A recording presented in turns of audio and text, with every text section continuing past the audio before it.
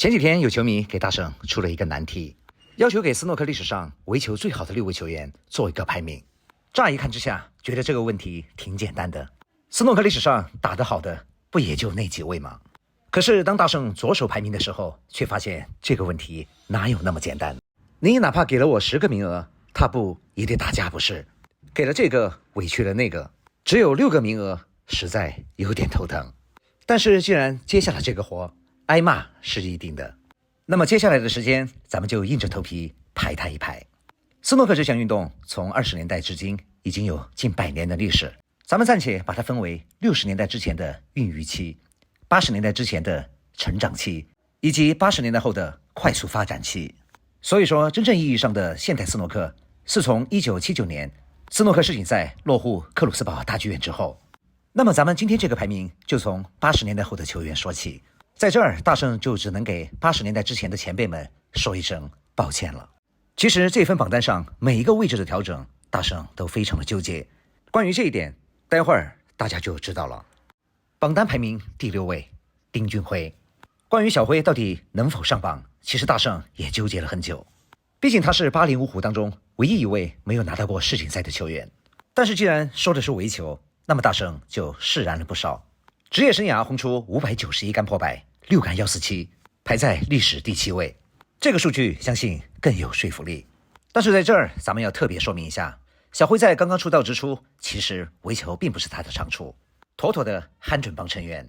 直到在英国接受了神奇教练格里菲斯的悉心调教，围球这一块才有了长足的进步，这一点也是毋庸置疑的。榜单排名第5位，肖恩·墨菲。职业生涯共轰出581杆破百，6杆147，单杆破百数落后小辉10杆，排在历史第8位。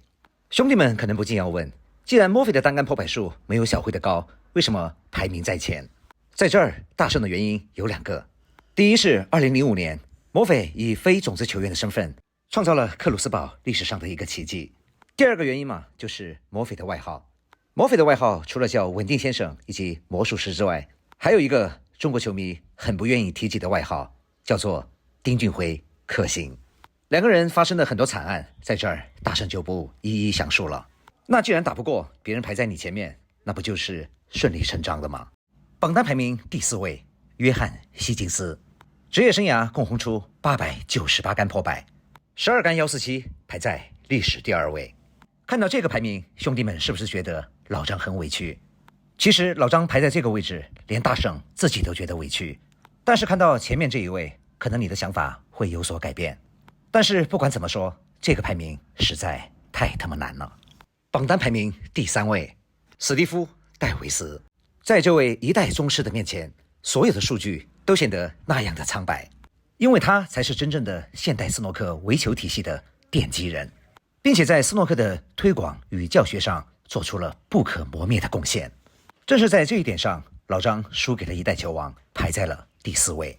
论对斯诺克的正面推广与贡献，老球王史蒂夫·戴维斯分数正100分，而老张的分数负100。大家是否还记得2011年的克鲁斯堡？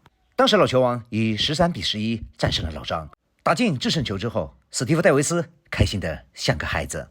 但是没过多久，老球王却被告知这是一场假球，老张故意输的，差点没把这位爵士气得背过气去。想到这一点，老张排在第4位，我觉得也不是很委屈。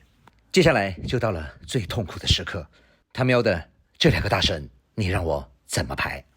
对于这2位超级大神来说，各项数据大家可能都听得耳朵都起了茧子，各有各的忠实拥趸，无论怎么排，挨骂是肯定的了。不过虽然要挨骂，但是总得有个结果不是？在大圣的心目当中，其实对这2人有我自己的看法。在整个90年代，皇帝是当之无愧的王者。对于职业斯诺克的围球体系，皇帝领会的更早也更全面，所以皇帝才得以在21岁的年华，年纪轻轻便称霸江湖。而火箭则是在30岁之前，更多的是靠天赋打球。对于斯诺克围球的理解，30岁之后才逐渐的趋于完美。在这儿咱们可以参考一下2个人的147完成的年龄段。皇帝的前10杆147全部完成于30岁之前，而火箭的后10杆147全部完成于30岁之后。因此对于这2人，大圣的排名是30岁之前皇帝的围球排名第一，而30岁之后，火箭的围球则更胜一筹。看到这儿，可能很多球迷又要骂开了，你这榜单排的什么鸟？你把小特、萝卜、马叔还有二比兄放在哪儿？大家别急，这个嘛又得扯到另外一个门派了。今天咱们既然提到围球，自然更多的是6扇门的一个排名。小特跟萝卜虽然破百很多，但是大家是否发现一个细节？他们的破百经常是靠准度来续命，在围球的造诣上与这几位还是有些差距。而马叔嘛，则更不必说了，就走位来说，经常是走一个大概，根本不需要什么细腻的白球，反正我准，我怕谁？这也是马叔有2个赛季差点调出职业的原因。对于憨准帮来说，没有了这个准字，你说剩下的还有什么？那么接下来二比兄没能入围，又是因为什么呢？他可是连续7年世界排名第一。接下来咱们就来聊一聊二比兄的技术特点。二比兄的职业生涯就一个字：稳。虽然不能够经常的一杆致命，但是转入防守之后，试问天下又有谁是二比兄的对手？那么二比兄的职业生涯又为什么能够轰出700多杆的破百呢？还是用一个字来总结，那就是多。二比兄的职业生涯到现在为止，一共打了429场比赛，而火箭只打了416场。要知道火箭比塞尔比整整多打了6个赛季。面对这样的劳动模范，你不服还真的不行。我知道你们想问，丁俊晖打了多少场？小辉到目前为止一共打了305场比赛。好了，今天的排名就到这儿。以上的排名只不过是大圣的一家之言，仅供大家娱乐而已。还想看些什么排名？欢迎评论区留言。回顾大师高光时刻，关注大圣中球频道，经典永流传。谢谢您的观看，我是大圣。